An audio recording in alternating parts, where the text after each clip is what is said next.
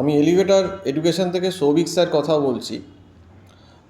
আজকে আমি MBA ম্যাকআউটের first সেমিস্টারে যে 2025-এর এক্সামটা 3 জানুয়ারি থেকে স্টার্ট হচ্ছে, সেটার বিজনেস ল পেপারটা সম্বন্ধে কিছু বলবো অ্যাডভাইস।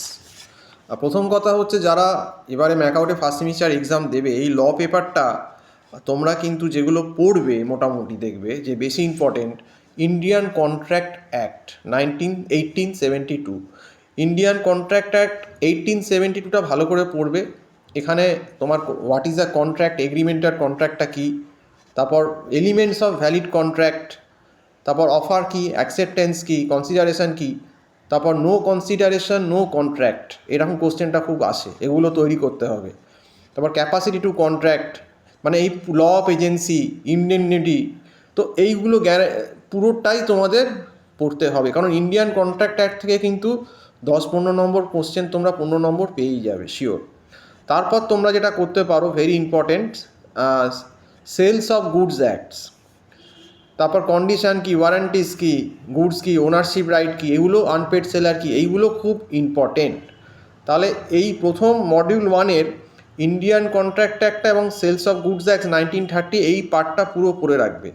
আর তারপর যদি সময় থাকে, নেগোসিয়েবল ইনস্ট্রুমেন্ট অ্যাক্ট 1881, যে ইনস্ট্রুমেন্টগুলো কী হয়, bank drafts, crossing of cheque, এইগুলো, discharge of liability, dishonours of cheque, এইগুলো একটু পড়ে রাখবে। আর এখন তোমরা অনেকেই জানো যে তোমার কনজিউমার প্রোটেকশান অ্যাক্টও হয়ে গেছে। কনজিউমার প্রোটেকশান অ্যাক্ট অনেক দিনই আছে, 1986 থেকে। তো সেইগুলোর কি নেচার, কি রিড্রেসাল হয় ফোরামে, কি হয়, অবজেক্টিভটা কি প্রোটেকশান অ্যাক্টসের, তো এইগুলো একটু টুকটাক চোখ বুলিয়ে যাবে। এখানে কিছু ছেড়ে আসবে না, মানে এখানে ব্যাপারটা কি, ম্যাকআউটের একটা সুবিধা আছে কি, তোমাকে যেটা বলছি ক্যালকাটা ইউনিভার্সিটি বা আদার ইউনিভার্সিটি থেকে, যে আমরা যদিও বহুদিন আগে সেই 2005-06 এক্সাম দিয়েছি 5 তো সেখানে সুবিধাটা কি ম্যাকআউটে, যে ম্যাকআউটে একটা স্টেপ মার্কিং আছে। তুমি যদি মোটামুটি একটু পয়েন্ট করে লিখে আসতে পারো, তোমাকে নম্বর দেবে, যেটা কিন্তু সিইউপিউতে কিন্তু স্টেপ মার্কিং নেই। তো এখানে তোমরা ছোট ছোট পয়েন্ট করে লিখে আসবে, তাহলে কিন্তু নম্বরটা ভালো হবে। আর যারা লাস্ট মোমেন্টে একদম পড়ছো, যারা সময় নেই, একদম লাস্ট মোমেন্টে ধরেছো, তাদেরকেও বলছি যে অর্গানাইজার বা কোনো বই থেকে এই যেগুলো বললাম তোমাদের, ইন্ডিয়ান কন্ট্রাক্ট অ্যাক্ট 1872টা পুরো পড়ো, এবং সেলস অফ গুডস অ্যাক্টস আর নেগোসিয়েবল ইনস্ট্রুমেন্ট অ্যাক্ট, এই 3টে টপিকও যদি তোমরা পড়ে ফেলতে পারো, যেটা বললাম, তোমাদের কিন্তু মোটামুটি তোমরা 35-40 নম্বর, অন্তত 35-40 নম্বর অ্যান্সার করে আসতে পারবে। আর এরপর যদি তোমাদের এক্সট্রা সময় থাকে, তাহলে তোমরা এই কোম্পানি ল বা গভর্নেন্স যেগুলো নতুন ঢুকিয়েছে, এই টপিকগুলো যেমন মডিউল 2-তে আছে, এগুলো তোমরা পড়তে পারো।